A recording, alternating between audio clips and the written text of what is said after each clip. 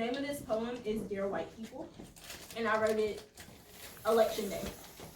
Oh. Dear white people, you don't understand, so stop telling us that you do. Your ancestors took from us, and even now you continue to. We are profiled. The worst you get is people telling you that you look like you're rich, you look like your family is successful, and you ain't never had to worry about a thing in your life, because you've been spending daddy's money. Ain't never went a day in your life without a silver spoon in your mouth. Well, my spoon is dirty. It's filthy and plastic, smeared with the affliction of all of my childhood, all of the people who used to look at me and laugh. Because daddy left a long time ago to get milk and mama hasn't been the same since. Low-income neighborhoods and social services, Section 8 and Housing Authority, praying for income tax season so we could at least try and keep up with the trends.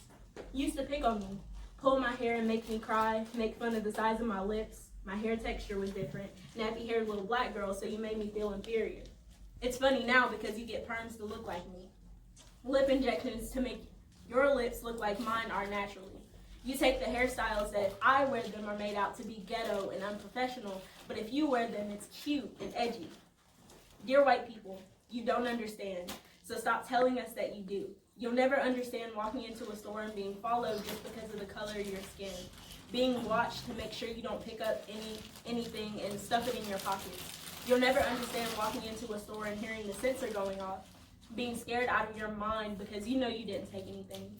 It was just a mistake from another store, and you're automatically searched, looked at as if you're a criminal. You'll never understand the absolute terror that washes over us when those blue and red lights flash, because we don't know whether this police officer is one of the good ones, whether they're going to shoot first and ask questions later, praying that we can make it home to our families. You'll never understand being in danger, but not dialing 911 because we're scared that we're going to be the ones blamed in the situation. Dear white people, you don't understand, so stop telling us that you do.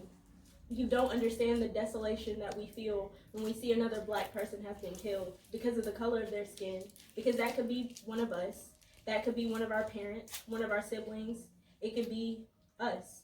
And yes, you march with us, you post your black screens and change your bios and preach about the injustices, but until you walk in our shoes, you don't understand. You will never, ever completely understand our torment. You can have all of the empathy that you want, but you will never understand what it's like to be us. Dear white people, you don't understand, and you never will. So please, stop telling us that you do. Yes. Yes. I'm going to do one more just because I like this one. You should do my favorite poem. I'm just going to do one more since I like it so good. Okay. This one is called A Message from a Black Woman to America. And I think like this one was posted on Save the Arts TV, and it wasn't the full poem. So I'm gonna do the full poem for y'all. All right. I'm sorry to all the adults in the room. I love y'all. I love y'all. Okay. A message from a black woman to America. I grew up black. And when I say black, I mean get your ass in this house before them street lights come on. If I gotta come get you, I got something for you. And that's not a threat, it's a promise, black. I mean get your ass somewhere and sit down before I break foot off in your ass, black. I mean comb breaking, forehead brushing, perm wearing, black. I mean fried chicken, watermelon eating, grape Kool-Aid drinking, black. But I am not a stereotype.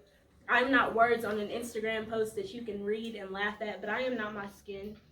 I am not this color. You take this color away and I'm just like you. Thomas Jefferson said we were all created equal. We hold these truths to be self-evident, but I got some questions for you, Thomas Jefferson. When you fought for your freedom from the British, what happened to ours? What happened to all men being created equal? What happened to that? What happened to our freedom? Why was I made an object because of my skin? America, why the hell do you hate me? America, why is it that I can't walk down the street and have my hood on without your authority seeing me as a threat? I am not a threat.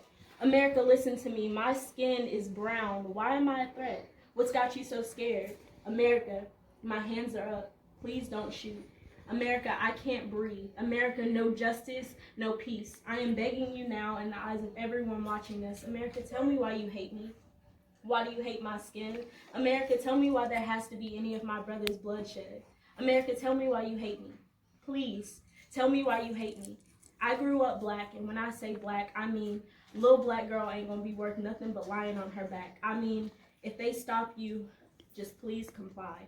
I mean, she was asleep in her bed. I mean, he had an Arizona and a bag of Skittles. I mean, he was unarmed, and he was unarmed, and he couldn't breathe, and neither could he. That's why we scream, holler in these streets. No justice, no peace. That's why we scream, holler in these streets. ACAB, fuck 12, 1, 2, 3, 4, 5, 6, 7, 8, 9, 10, 11, 13. When I say his name, I mean Marcus Dion Smith.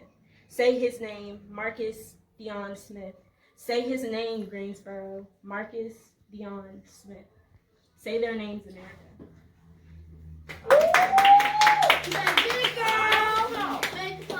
Okay, Imani. All right.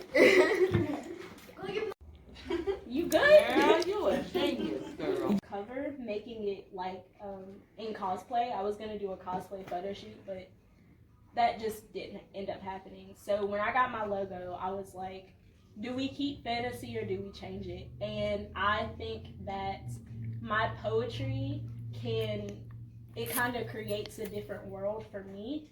So that's kind of like my little version of fantasy. Fantasy. Yes. Got it.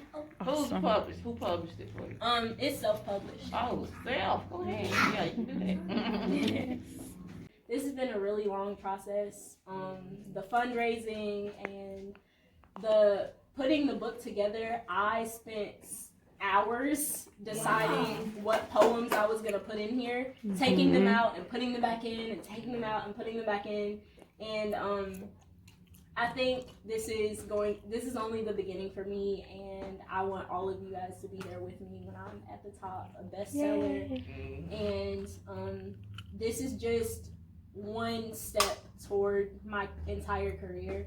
Not only am I an author, I am an actor as well. So just look out for stuff like that. This is All right now. This is really huge for me. This has been my dream ever since I was a little kid. I've always wanted to write a book, and I've always wanted to change the world, and I'm starting with this, and I just thank you all for supporting me, and thank you all for just being here for me. This means like a lot to me. I'm proud of you. Yay.